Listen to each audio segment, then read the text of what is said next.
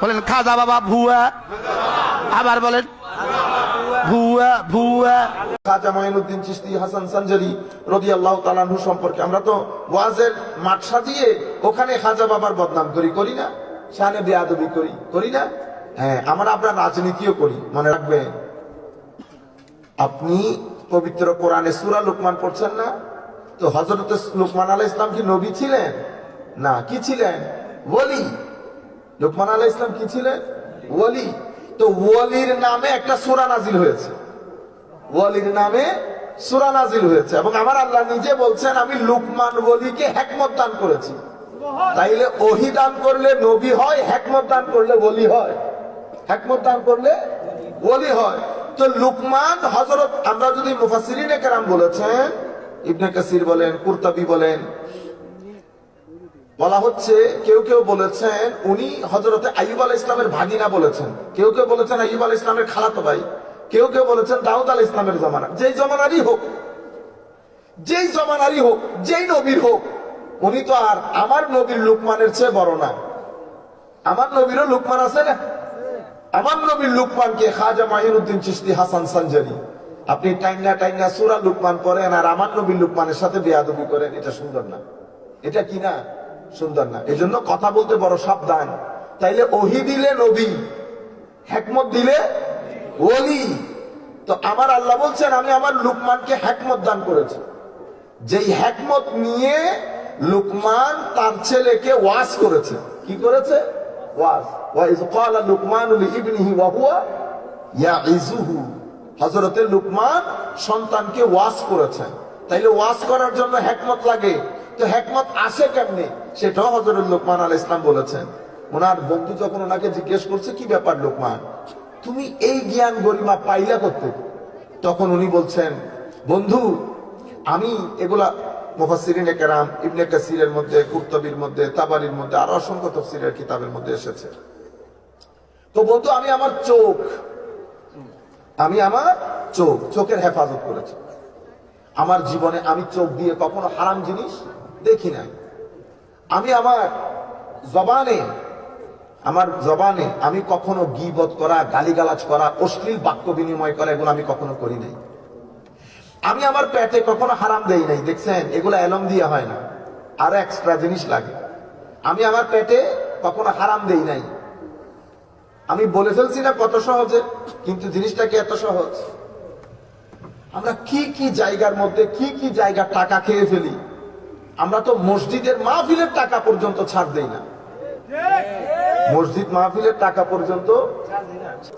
তো শেষ জমানায় কিছু দায়ী বের হবে, দায়ী। সেই দায়ীগুলা আল্লাহ রাসূলের নাম দিয়ে মানুষকে কোথায় ডাকবে? জাহান্নামের দিকে। সাতাকুনু দুআত ইলা আবওয়াবে জাহান্নাম। কিছু দায়ী বের হয়ে তারা মানুষকে জাহান্নামের পথে আহ্বান করবে। ডাক কিন্তু জাহান্নামের দিকে দেবে না, কোরআন হাদিসের কথাই বলবে, কিন্তু সে মানুষদেরকে জাহান্নামের দিকে নিয়ে যাবে। যারা তাদের ডাকে সাড়া দেবে তারাও জাহান্নামে নিক্ষিপ্ত হবে। কঠিন কথা না? আমার নবী সাল্লাল্লাহু আলাইহি ওয়াসাল্লাম আমাদেরকে আবার বাঁচিয়েও গেছে।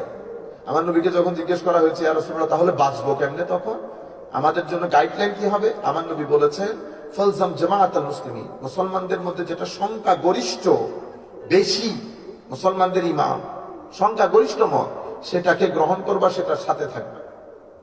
আপনারা বুঝতে পেরেছেন? তখন উনি বলছেন ইয়া রাসূলুল্লাহ যদি বুঝতে না পারি কারা বেশি কারা কম, আমার নবী বলছেন কারো সাথে যাইতে হবে না, ঘরের মধ্যে থাকবা, গাছের শিকড় খেয়ে যদি জীবন যাপন করতে হয় জীবন যাপন করো। অন্য রিওয়ায়াতের মধ্যে এসেছে ঘরে থাকো, নিজের গুনার জন্য কান্না করো, কারো সাথে যুক্ত হইতে হবে না।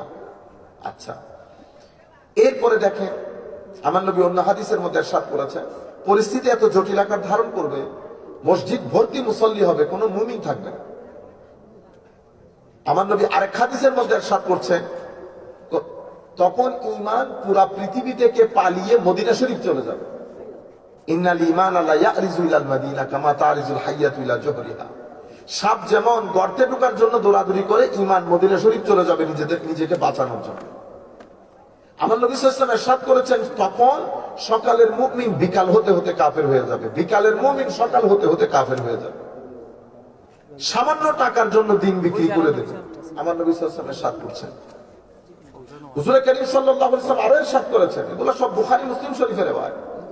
ও শেষ জামানায় কিছু যুবক, দেখছেন যুবকের কথা বলতেছে, মানে ইউথ যাদেরকে বলে, আহদাসুল আসনান সুফাহাউল আহলাম, ব্রেইন ওয়াশ হবে, বয়সে কম হবে, কোরআন হাদিস থেকে কথা বলবে, কিন্তু দিন থেকে এত দূরে সরে যাবে যেভাবে তীর ধনুক থেকে দূরে সরে যায়। আমার নবী সাল্লাল্লাহু আলাইহি ওয়াসাল্লাম ইরশাদ করেছেন, তাদের মুখের কথা মধুর চেয়েও মিষ্টি হবে, কিন্তু অন্তরে এত ঘৃণা থাকবে নেকড়ে বাঘের মতো। পুরা পরিস্থিতি যদি আমরা দেখি, আমার নবী সাল্লাল্লাহু আলাইহি ওয়াসাল্লাম আরো ইরশাদ করেছেন, সেই সময় অশ্লীলতা অনেক বেড়ে যাবে, অনেক বেড়ে যাবে, হত্যা বেড়ে যাবে। আমার নবী সাল্লাল্লাহু আলাইহি ওয়াসাল্লাম ইরশাদ করেছেন, তিনটা জিনিস তো এমন ভাবে নাই হয়ে যাবে জমিনের মধ্যে, আর খুঁজেও পাওয়া যাবে না। কোন তিনটা জিনিস?